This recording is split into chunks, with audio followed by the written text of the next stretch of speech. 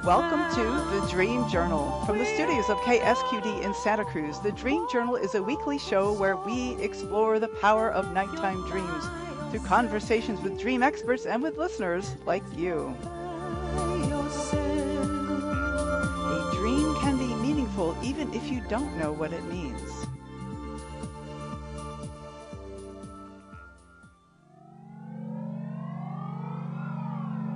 Today's music, created fresh for you by Rick Kleffel.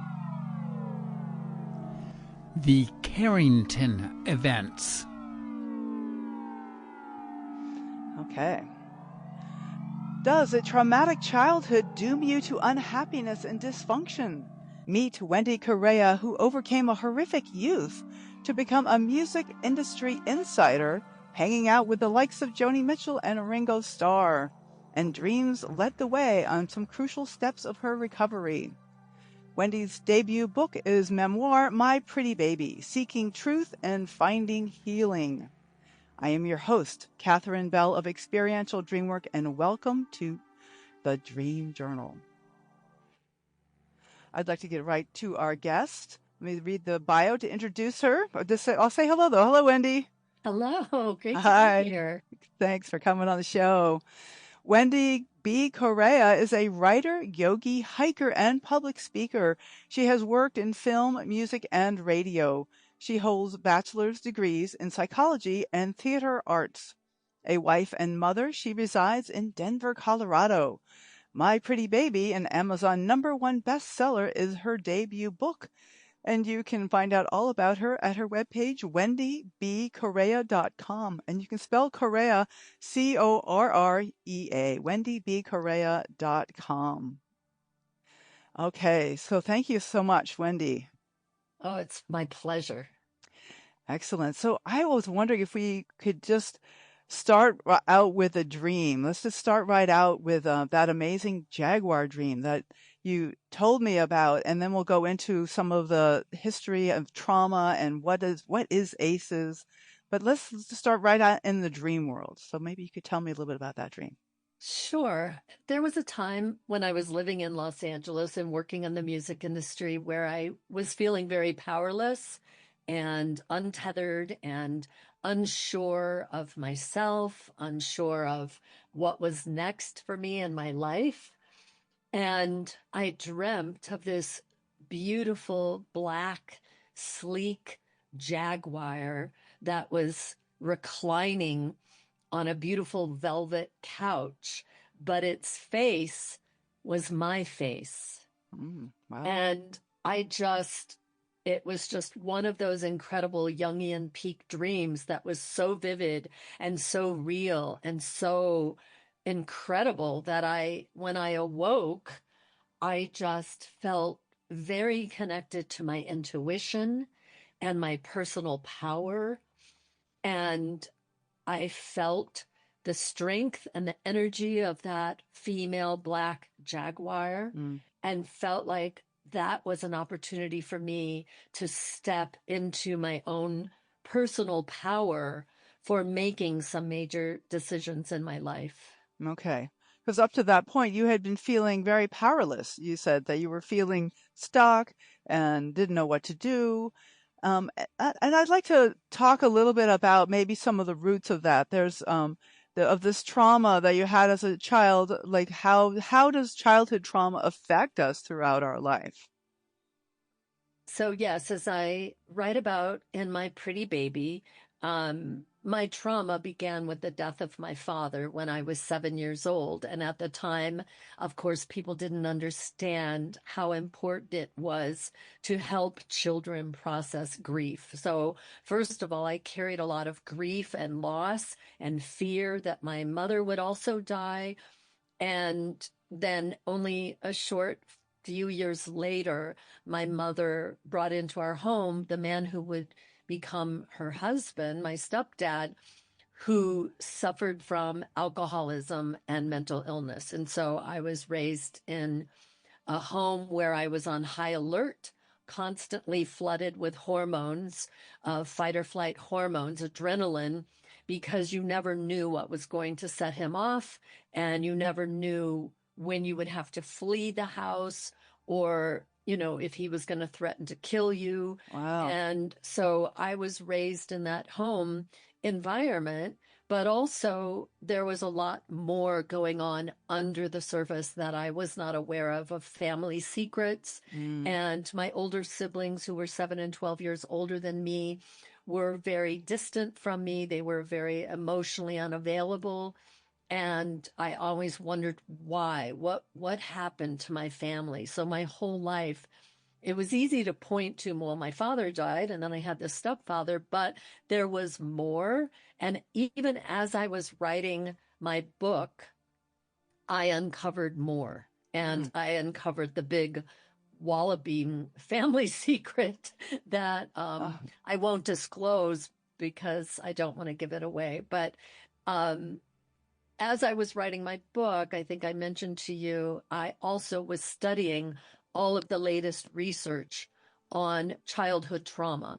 And when I learned about ACEs, or adverse childhood experiences, and all the studies related to that, it was a huge aha moment for me that I was not alone. In fact, I have very good company. 64% of adults have experienced at least one adverse childhood experience. And so as I was writing my book, I realized this isn't just my memoir. It's not just my story. It's a story of millions of us. And so my memoir has become a call to action for us to have these conversations that you and I are having, not only about dreams, but yeah, of course. No, this is super important, and this is something why I really want to talk to you. Is 64% of have experienced at least one adverse event. That's a huge number. Tell me, maybe give some examples of what constitutes an adverse event. I think you said there's 10 different. Yes, and so the listeners can easily just go Google adverse childhood experiences and take the quiz for themselves. They determine there's 10 basic questions that you can ask yourself to determine where you fall on the scale. So, did you lose a parent through divorce or abandonment or death or other reason? Did you live with a person who had a problem with drinking or using drugs? Did your parents or adults ever hit each other or threaten someone in the family? Did a parent or adult ever swear at you or insult you or put you down? Did you ever feel that you weren't loved in your family? So there's 10 questions. Wow. And what they've determined is 64% of people have at least one of those. And they also know that if you have a score of 6 or more, you are at risk for addiction, depression, other mental illnesses, and chronic diseases. And they do know that, IBS is one of the most diagnosed diseases in the United States. And they have found that women who have experienced adverse childhood experiences definitely do have a higher risk of irritable bowel.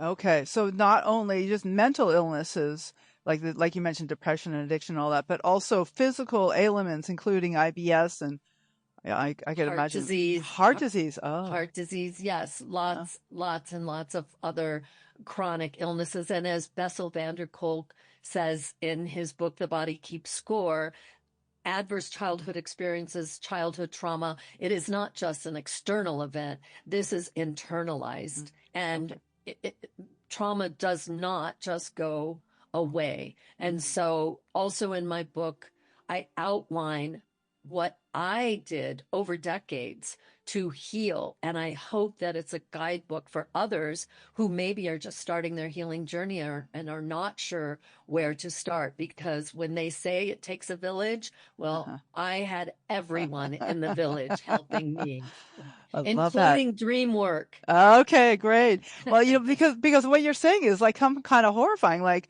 if I am shaped by my childhood experiences, as we all are shaped by them, it's just terrible to think that there's no hope. But you're saying that that we can actually break free of some of these patterns. That is, it's not destiny, because our experiences do not shape us to be miserable and dysfunctional for the rest of our lives. But we need to be aware of this dysfunction and where it's coming from, and then do the work to get past it. Is that what I'm hearing you say? Yes. And that was so acknowledging for me as I was doing all of this research and reading all of these books, that thank goodness they have confirmed that all of the modalities that they've decided, that you can use to heal your life, to heal your body, are exactly the things that I intuitively sought out, starting with 40 years ago when I went to college at Humboldt State University, and I signed up for a 3-day Zen meditation retreat.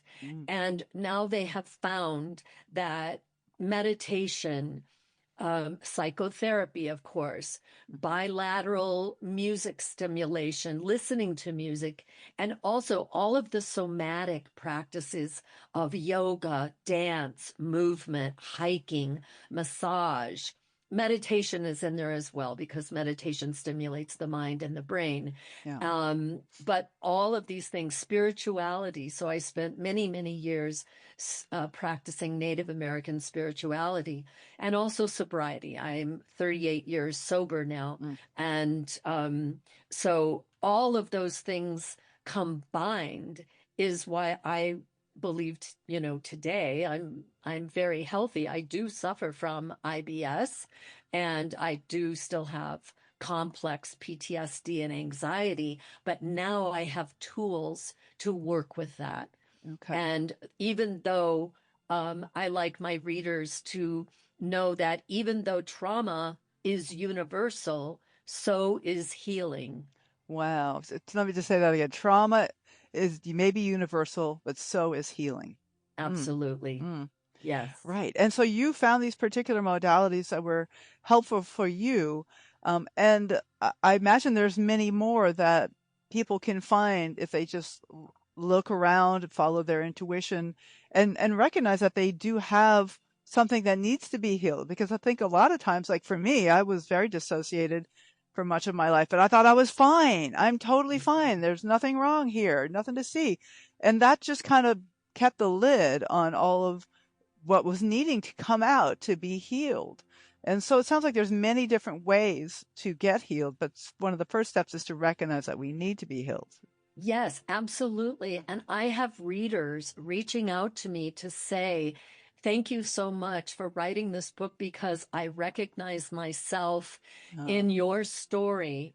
And now I want to begin my own healing journey, which, includes many of those modalities. And of course, people will be drawn to what is good for them. I mean, you may not be practicing Native American spirituality or Buddhism, but perhaps you can learn more about mindfulness or art therapy, music therapy, forest bathing, hiking, being in nature.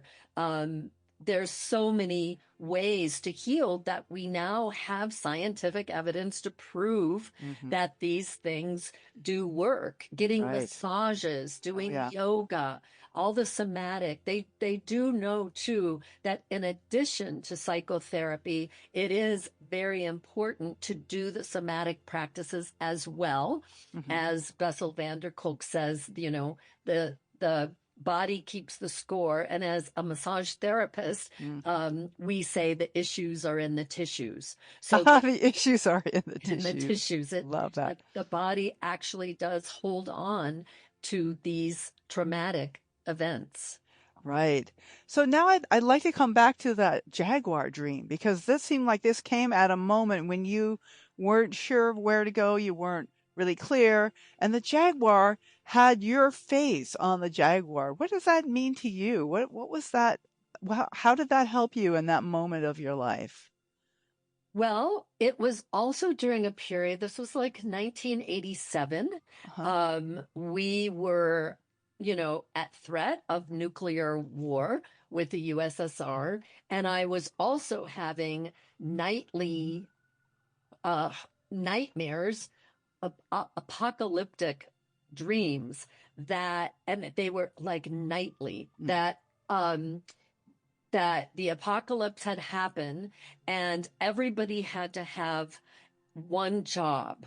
So you had to be able to contribute to society in some way. And I would wake up feeling like, what is my contribution? I had a degree in psychology and a degree in theater, but I was like, what good is that going to be in a post-apocalyptic world? And so I was really questioning my choices for going to college and what was my profession going to be. And it was then during that time that I had the jaguar dream, and I decided that I wanted to be a part of the solution. So I started taking civil disobedience classes. And during that time, we were wanting to pass a proposition on the California ballot to vote for a bilateral nuclear weapons freeze initiative. Mm-hmm. And I wound up being a part of that movement.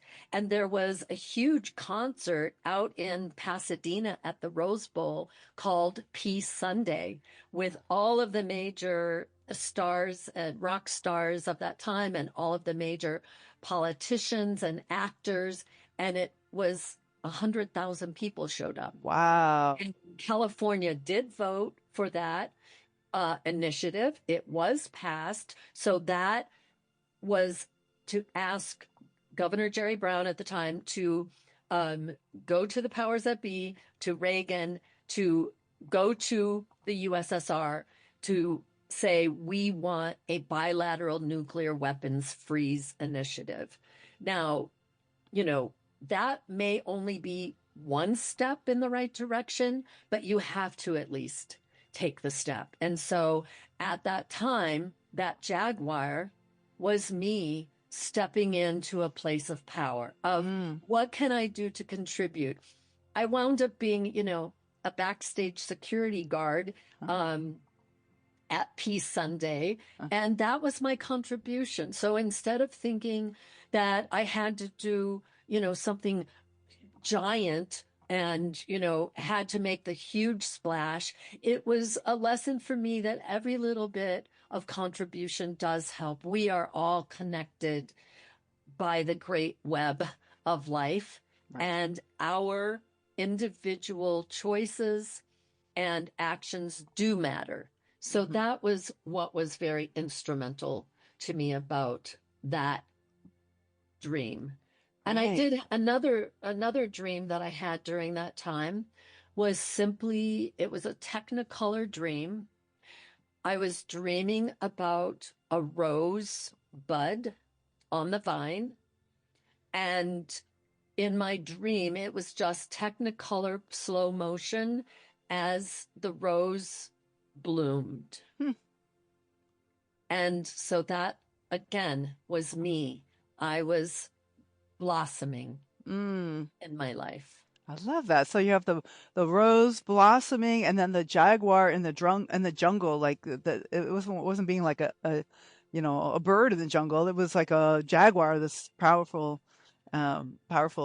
beautiful creature, and then the blossoming, the slow blossoming. So the dreams seemed like they kind of highlighted these changes that were going on for you, and maybe even catalyzed some changes, or at least they catalyzed you to recognize the changes that were happening. Is that Yes, right? and they gave me comfort that I was in fact blooming, or that I was in fact powerful. They gave me comfort that was coming from deep inside of me, my own psyche. It wasn't coming from an external place of someone saying, come on, you're powerful, you can do this. It was me saying, you can do this. Because your face was on the jaguar. It was very clear. Because sometimes I'll have a dream about an animal, and it's like, yeah, but that's outside of me, and that's a little scary because that might be a dangerous animal. But your dream is beautiful in that it so clearly put your face on the animal, so it was clear that this is your jaguar nature coming into being. Yes. Yeah. Yes. So you got involved in the music industry. Was this around this time when you were a security guard backstage, and you And you met So some people, or well, how? that experience really did inform me because I met incredible people who, are in the, out into the space of how huge they are. This was Crosby, Stills, and Nash, and Stevie Nicks, and Jackson Brown, and all of the biggest stars of our time in 1987. And I realized that they really wanted to do something with their platform to speak out, to help Ah, people, to save the planet. So many of these rock stars also have, you know, in their hearts. So Bonnie Raitt has always been a supporter of our forests and mhm. so on.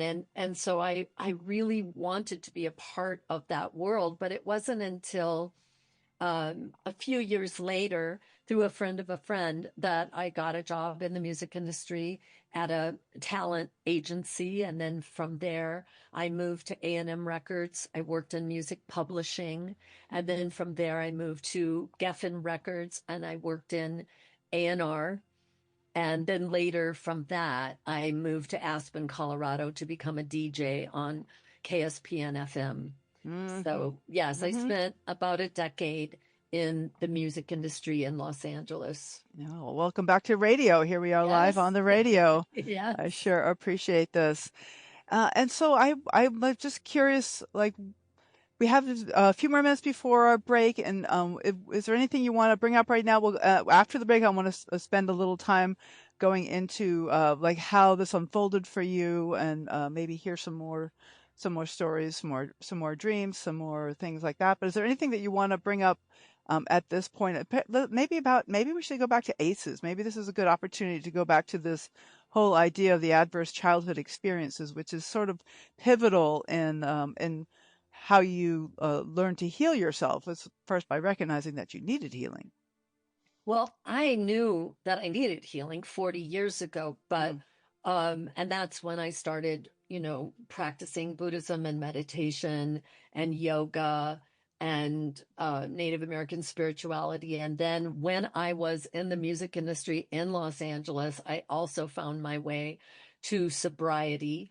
And but as I was writing my book only 5 years ago, is when I found all of the most recent research that's thankfully coming to the foreground mm, on adverse childhood experiences. And now a lot of doctors are proposing that this quiz should be given in a pediatrics office. It should mm, be given perhaps in schools so that we can recognize and start to treat people who do have adverse childhood experiences. But I think what is so important about it and to have this 10-question quiz is so that people can say, wow, I had no idea that those experiences mean a lot to my mental, emotional, and physical health. mhm, And mhm, perhaps this is a time for me to delve into this a little bit more about what I might need to do to heal myself. And I never realized that, oh, I have IBS. I wonder if it has something to do with what my childhood was like and so on. I think mhm, knowledge is power. And mhm, when people realize you're not alone, a lot of people just live with this like, mhm, well, that was just my childhood and I'm okay. And, everybody has something. And, it's, that's just life. I mean, there's a lot of things. We live in a society that really downplays um, adverse childhood yeah, experiences to some degree that right. we're like, hey, just suck it up, buttercup. This is life, this is just the Right. way it is. And Yeah. a lot of people don't realize, not even real like recognizable trauma. Like I was subjected to real trauma in my home and violence. But let's say you didn't even have nobody was mean to me in my home or violent. However, my mother my is a survivor herself of Right. some kind of trauma, or my grandparents were survivors of the Holocaust, Or my grandparents were immigrants and they came to this country with nothing and they just had to zip it up and keep one foot in front of the other to survive.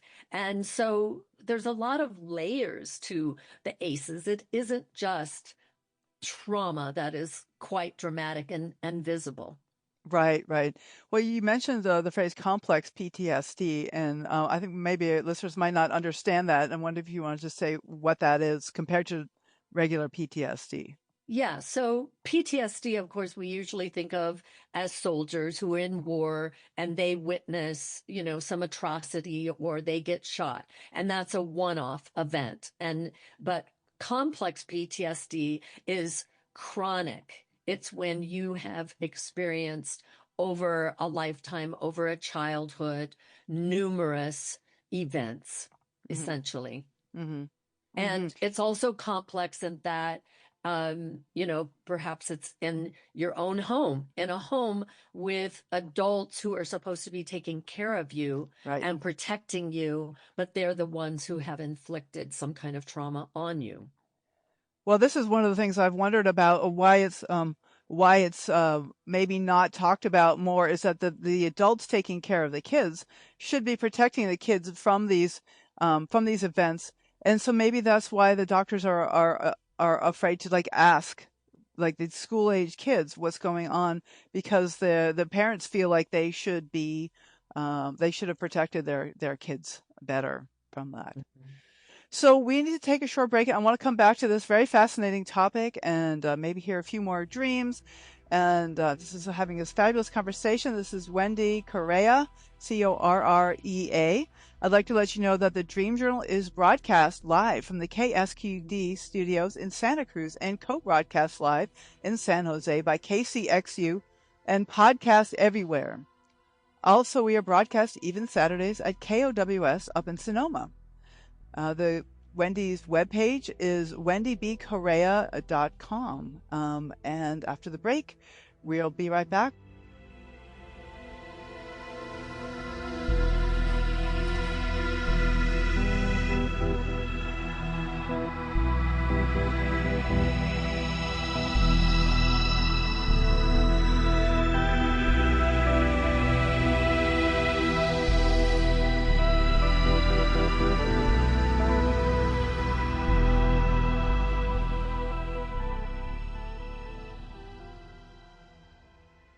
You are listening to the Dream Journal, and I am Catherine Bell of Experiential Dreamwork.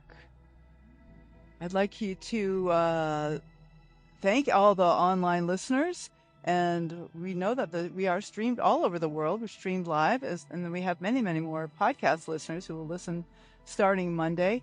And people really all over the world are definitely interested in their dreams. And if you want to help us nudge the algorithm to spread that interest in dreaming, please follow the Dream Journal on your favorite podcast app. And if you are inspired, leave us a rating or review. It helps more than you know. You also could share an episode on your social media feed. That's a wonderful way to get out the message of dreaming. But really, most importantly, I'm interested in having you talk to your friends about dreaming, because talking about dreaming really deepens the effect that they have on us. And I am all in favor of spreading the word about dreaming. And you could just introduce a conversation about dreaming with one of your friends by telling them about this podcast. All right, and who knows, maybe you'll find a new dream sharing buddy. Wouldn't that be great? So you also can find me on Instagram, LinkedIn, and Facebook, and you find out about upcoming shows and pod drops. You can look at hashtag The Dream Journal and at Experiential Dreamwork.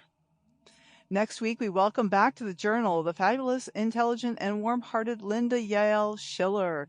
She will be talking about the power of healing your relationship with your ancestors. I'm looking forward to that.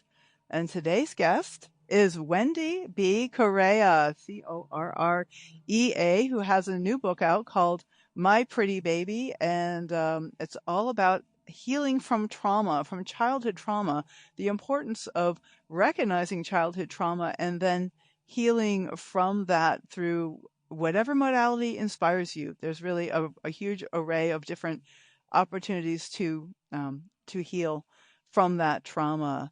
So So Wendy, where do you want to go from here? We have a lot of options. We have we could talk some more dreams. You have more dreams to share. You could talk some more about the ACEs. I think that's a fascinating topic about the trauma, the way childhood trauma affects us currently. About the process of writing your book. It sounds like a lot of healing you did was involved in writing your book, and I'm finding that too. And as I'm writing, that it's very healing to explore my issues on the page.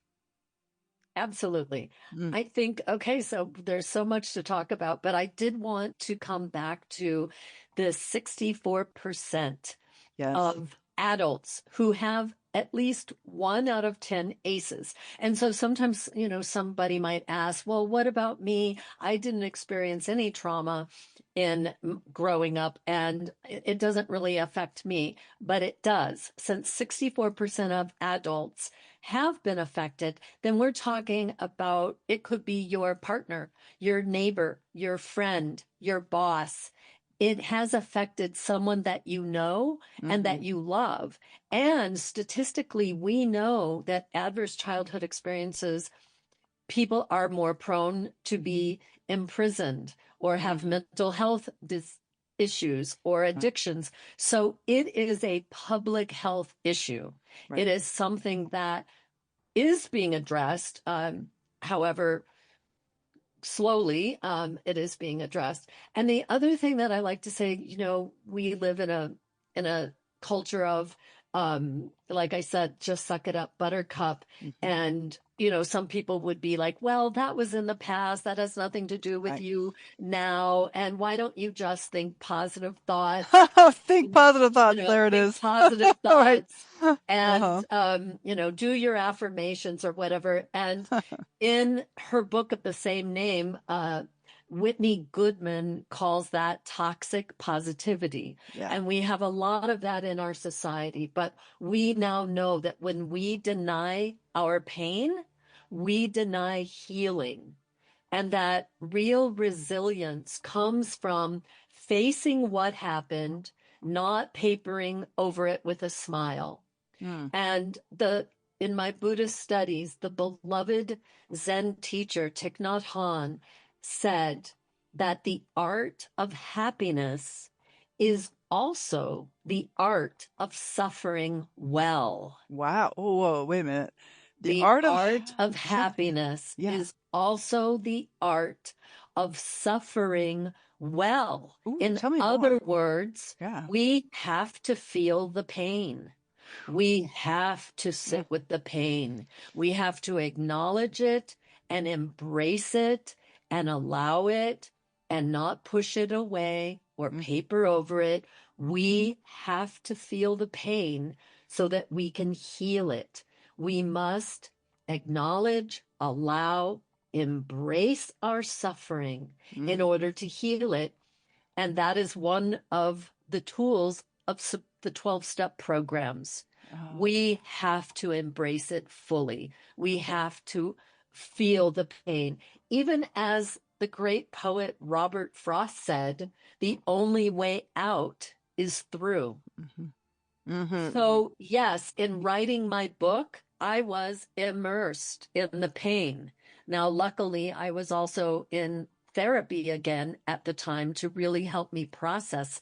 And there are tremendous tools that therapists have today who are trauma informed. So I used a modality called EMDR, eye movement desensitization, that just helps the brain process traumatic events so they aren't so triggering. We, Mm, of course, still remember what happened, but it doesn't emotionally and physically trigger us as such. I also used another modality called IMTT, image transformation therapy, which also is a gentle way of processing traumatic events and um, anxiety. So yes, while writing is very cathartic, also just in writing it out. Joan Didion said that if she understood herself in the world, she wouldn't have to write. She wrote Mhm. to understand herself better, to understand the world better. And in me writing My Pretty Baby, it helped me to put down on paper, to look at it, to understand it more thoroughly. And even as I was writing, I was able to draw upon the compassion for my family, for the people involved. But again, drawing in the village, I was also bringing in my Buddhist studies of loving kindness meditations, of sending my family, living and dead, Mhm. loving kindness and forgiveness. So I do talk a lot about forgiveness in my book because that is also very healing, not to forgive for other people, but for yourself. As Jack Kornfield, the beautiful Buddhist psychologist and teacher, says, we forgive to remove this deep burden from ourselves so that Mm. we can be at peace, so that we can live in grace. It is not condone what people said. It's not even necessarily to reconcile with a person. And I always say, I forgive them, but that doesn't mean I want to have lunch with them. I love that. So it's not about saying that that action was okay. It's just Mm-mm. that I don't want to hold on to this toxic resentment any longer. Exactly. Okay. Yes. Yeah. This Oh, part wow. of my healing, I'm forgiving to let go of that burden. The Buddha supposedly had said that, holding on to anger and resentment is like holding a burning coal in your hand as if you were then going to throw it at another person, but you're the one being burned. So we let go of that anger and resentment, not for them, not to release them of, what they did, but for ourselves, for our own healing. But then again, it doesn't mean reconciliation either. Right. Sometimes having those boundaries with people and not engaging with certain people that are toxic or unhealthy for us is our being compassionate for ourselves, which is Mhm. where we need to start, is having that compassion for ourselves Right. first Right. Right. And forgiving ourselves. and forgiving ourselves also Right. for Right. perhaps staying in a relationship that was toxic and for too long, Mhm. hoping for an apology, hoping that they would recognize some Mhm. way how their actions hurt us. And that's just like holding your breath for the Mhm. rest of your life, because a lot of times those things are not coming. Right. So, Wendy, I have a question. You talked about backing up to about the suffering, the idea that art of happiness is learning to suffer well. How do I learn to draw the line between suffering well and wallowing and like picking out a scab? Because I can certainly build myself up and say, I'm so angry at this person that he ruined my life. And I just like not gonna like, well, maybe that's part of it is the forgiveness. It's because I'm not forgiving. But how do we know, wallowing is something where we just kind of ruminate and go over and over again with angry thoughts. And how do you draw the? Oh, and I can say, oh, I'm just suffering. Well, this is my suffering. How do I know the difference between those things? Well, I wallowed. I did my fair share of wallowing, and I feel like the years that I smoked cigarettes, Mm, that was wallowing. And mm, I was smoking to stuff down those feelings. And when I quit smoking, I cried for 3 months every single wow. day. So that was then my suffering well, when I finally quit smoking and I just allowed myself to feel those feelings. And yes, after a while, we need to say, okay, I'm going to allow myself X amount of time to feel this. And then perhaps it's time to, what I would say, uh, from personal experience, is now we need to change that wallowing and bringing in the good things. Now it's time just to fill myself up with beauty, with art, go to museums, go to, out in nature, go for a hike, go for a walk, watch birds, read books, listen to uplifting Mm-hmm. talks, listen to music, Yeah. dance. I mean, I would only allow myself so much time wallowing. And then you need to rebuild yourself back up and say, Okay. I'm going to, fill that wallowing space up with something positive now. Okay. Right. Right. I see. That's beautiful. Um, and you mentioned the addictive behaviors. In your case, it was smoking, and there maybe was alcohol and drugs and Alcohol. things like that. Yes, Okay. And so noticing the addictive behaviors is probably another thing to keep an eye out for. When I'm worrying about if I'm wallowing or not. Like if I have an addictive behavior or something destructive, like smoking is bad for your health, maybe sugar or something, of course. whatever bad. I'm 38 years sober and I'm just now Uh, starting to get a handle on sugar. oh, I mean, yes, right. many things can be addictive, but the more that you're aware of how you're using a substance to make yourself feel better, and Uh-huh. how could you perhaps do something else to make yourself feel better than a substance, for instance. Yeah, I think that's wonderful. I mean, Um, yes, when I quit smoking, I did it through a Seventh-day Adventist church in Santa Monica, wow. California. They only wanted us to quit smoking, and there was nothing proselytizing about it. In fact, the preacher's name was Rocky. And I told Rocky, "You're my higher power now." And he would send us home every night with a gallon of water to drink in the next 24 hours, a little paper bag filled with gum, toothpicks, hot candies to suck on, and a list of things to do instead of smoking, like calling a friend, going for a walk, taking a shower. So in the same way, yes, he was helping us to change that habit, that thing that we reached for, that cue that made us want to reach for that, and then to replace it with something else that still gave us a positive response. Okay, right, right. So you've really found an ally in Rocky. I did. Yes. Having help along the way is really, really valuable.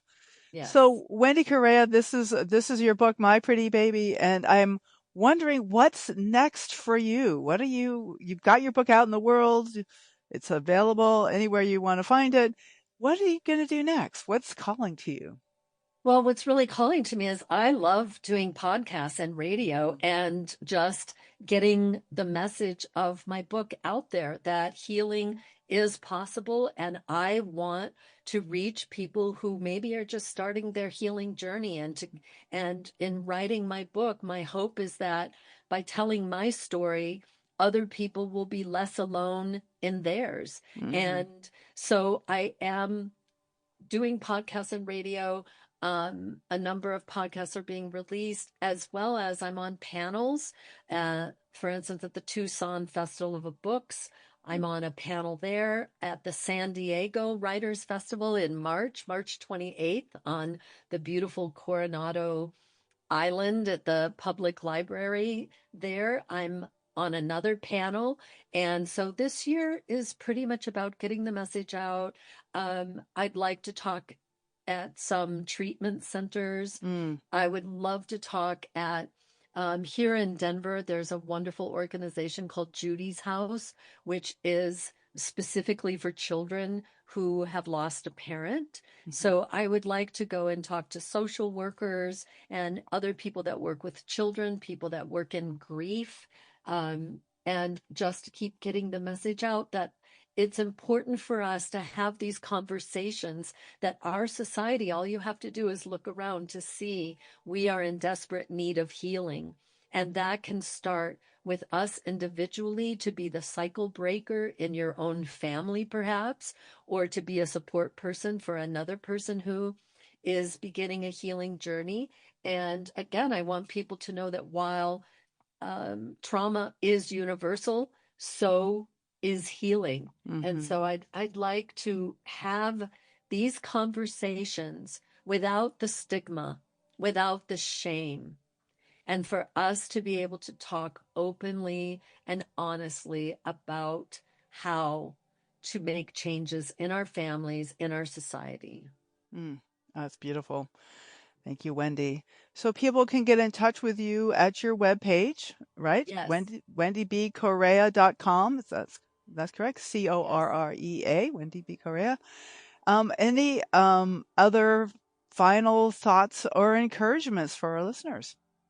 Well, in terms of dreams, I did want to say, as an adult, I got married very late and I was having my son very late, but I had another Jungian peak dream. I was only about 3 months pregnant, so of course I had no idea what I was having, but I dreamt that I named my son Matthew. I had a friend who was a midwife and we were doing prenatal yoga together. And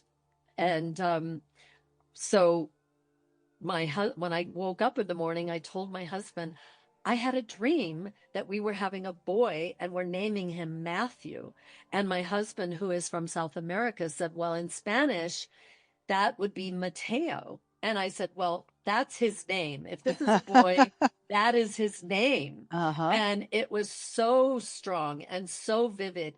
So I went to yoga that morning, and there was my friend Jewel, the midwife, who was about 4 months further along than I was. And I said, Jewel, do you by any chance know what you're having? And she said, yes, I'm having a boy. And I said, oh, do you know what you're naming him? And she said, yes, his name is Matthew. And I said, well, wait till you hear the dream I had last night. And so Matthew and Mateo have been soul brothers since they were in utero. And now they're almost 30 years old and they're still very, very close. And so I believe that dreams can inform us, they can guide us, they can lift us up, they can help us in making decisions. And I think that it's very healthy for people to keep a dream journal as just another one of those tools to help us and to guide us and to help us to be strong and to be insightful and to listen to our own inner wisdom. Beautiful, beautiful words, Wendy. Thank you so much. This has been a wonderful conversation. Thank you. My pleasure. All right. Well, good luck. Hope you sell a lot of copies and reach a lot of people with this incredible message of healing. Thank you so much. Your lips to goddess's ears. That's it. All right.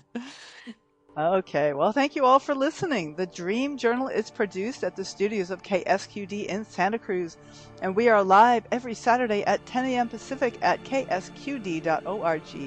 The podcast is released on the Monday after the show. It spreads interest in dreaming when you subscribe, rate, and review. I am Catherine Bell. You can find out about my dream coaching practice at experientialdreamwork.com.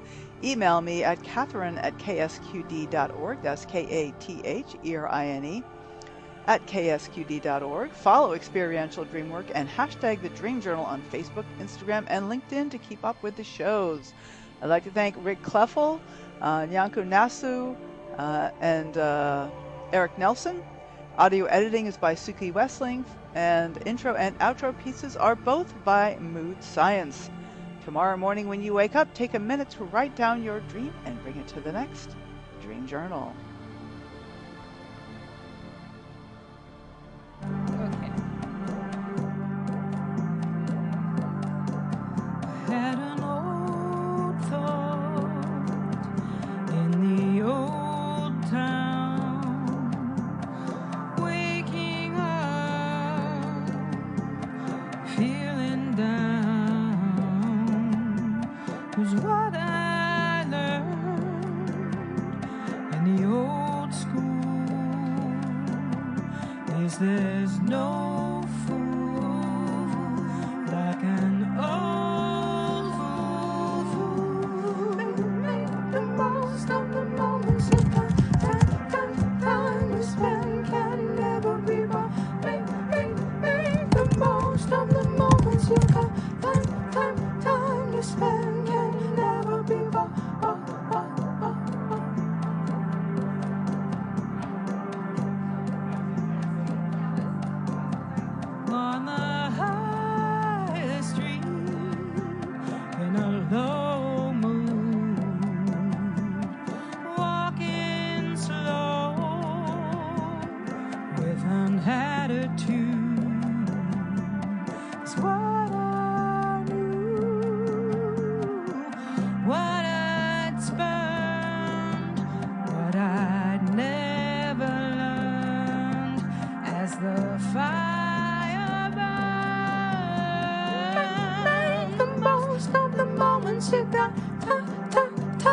spend can never be bought.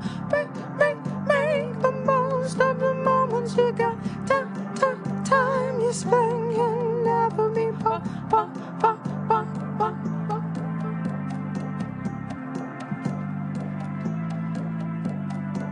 I'm in a new town, an old soul, without a plan and an abstract goal. 'Cause what I've done and can't forget, I don't regret the unpaid debt. Make the most of the moments you've got. Time you spend can